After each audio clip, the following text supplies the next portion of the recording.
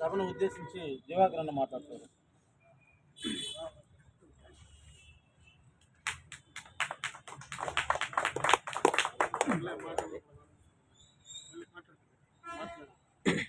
అందరికీ నమస్కారం. శ్రీ సంకల్ప భవన నిర్మాణ కార్మిక సంఘం అలాగే ఏఐటియుసి సంయుక్తంగా నిర్వహిస్తున్న భవన నిర్మాణ కార్మిక సంఘం మీటింగ్ విచ్చేసిన ప్రతి ఒక్క కార్మికుడికి, తోటి సభ్యులకి అందరికీ ధన్యవాదాలు తెలుపుకుంటూ, అలాగే ముఖ్య అతిథిగా విచ్చేసిన రాధాకృష్ణ సార్ గారికి,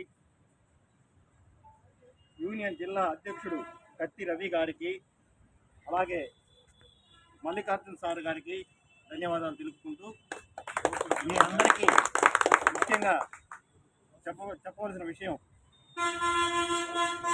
సంఘం యొక్క ప్రెసిడెంట్ అధ్యక్షుడు శ్రీ సురేష్ గారికి, అలాగే సంఘం యొక్క సెక్రటరీ కుమార్ గారికి, సంఘం యొక్క జాయింట్ సెక్రటరీ రమణయ్య గారికి, జనరల్ సెక్రటరీ మురవయ్య గారికి, అలాగే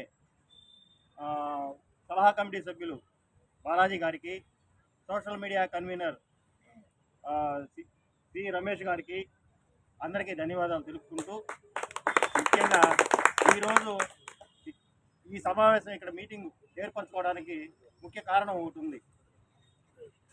మనం ఎన్నో సంవత్సరాలుగా మనకు తెలిసినప్పటి నుంచి కావచ్చు, అంతకుముందు నుంచి కావచ్చు, ఇలాంటి పరిస్థితులు ఎప్పుడైనా ఎదుర్కొన్నట్టు మీకు ఎవరికైనా అనుభవంలో జరిగి ఉండొచ్చు. కానీ ఇలాంటి సంఘటనలు పునరావృతం కాకుండా ఉండాలని ఒక్క చేత్తో సార్ చెప్పినట్టు ఒక్క చేత్తో కొడితే శబ్దం రాదు, రెండు చేతులు కలిస్తే శబ్దం వస్తుంది అన్న నినాదం అది అందరికీ తెలిసిన విషయమే. కాకపోతే ఇప్పుడు ఈ సమావేశం ముఖ్యోద్దేశం ఏంటంటే, మేము సంఘం పెట్టి గత 3 సంవత్సరాలు జరిగింది. ఇక్కడున్న వాళ్ళల్లో ఎంతమందికి ఫలానా కాళహస్తిలో శ్రీ సంకల్ప భవన నిర్మాణ కార్మిక సంఘం ఏర్పాటు జరిగింది, దాంట్లో సభ్యులు కొంతమంది చేరున్నారు, ఐడి ప్రూఫ్లు తీసుకున్నారు, సంఘం ద్వారా లేబర్ కార్డులు ఉన్నారు అని ఎంతమందికి తెలుసు?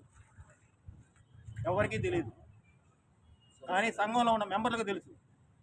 కానీ ఇప్పుడు సంఘంలో ఉన్న వాళ్ళు కాకుండా మిమ్మల్ని కూడా ఎందుకు అంత బలవంతంగా అక్కడి నుంచి బ్రిడ్జి దగ్గర నుంచి ఇక్కడ దాకా ఎందుకు తీసుకురావాల్సి వచ్చిందంటే, బయటూరు నుంచి వచ్చి పనిచేసుకున్న వాళ్ళు మీరు చాలామంది ఉన్నారు, కరెక్టేనా?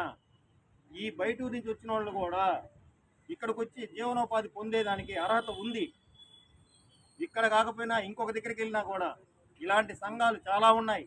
ఆ సంఘాల ప్రోద్బలంతో మీరు భవన నిర్మాణ కార్మికులకు సంబంధించిన లేబర్ కార్డు అనేది కంపల్సరీ తీసుకుంటే దానివల్ల వచ్చే ప్రయోజనాలు ప్రతిదీ సార్ వాళ్ళు క్షుణ్ణంగా చెప్పారు. గవర్నమెంట్ నుంచి నీకు పింఛన్ వస్తుంది, రాష్ట్ర ప్రభుత్వం నీకు పింఛన్ ఇస్తుంది 60 సంవత్సరాలు దాటిన దానికి. అదే భవన నిర్మాణ కార్మికుడికి కంపల్సరీ 60 ఏళ్ళు దాటిన తర్వాత పింఛన్ అనేది లబ్ధి కంపల్సరీ ఉంది. అది మీలో ఎంతమందికి తెలుసు? నాకన్నా వయోవృద్ధులు పెద్దవాళ్ళు ఉన్నారు, మీకు ఎంతమందికి వస్తుంది ఆ విధంగా? ఇంతవరకు